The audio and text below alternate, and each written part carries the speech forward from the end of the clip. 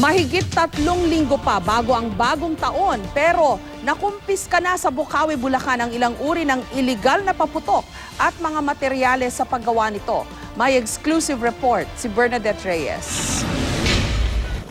Sako-sakong mga iligal na paputok ang nasabat ng mga otoridad sa isang factory sa Bukawi, Bulacan.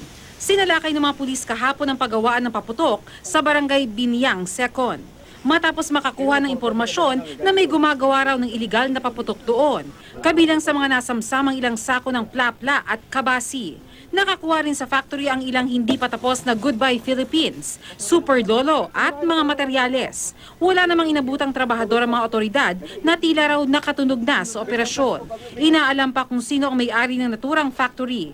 Panawagan naman ng Bulacan Police sa publiko, huwag tangkilikin ang mga ipinagbabawal na paputok. Tuloy pa rin yung kampanya natin sa pagpapatupad ng RA 7183. Huwag na tayong maggawa ng mga pinagbabawal. Kasi alam naman natin yung mga yung disgrasya na pwedeng dalhin sa atin yan sa paggamit ng mga illegal na paputok. Sa ilalim ng firecracker law ng bansa, hindi dapat lalampas sa 0.2 grams o 1/3 ng isang kutsara ang dami ng pulbura nito.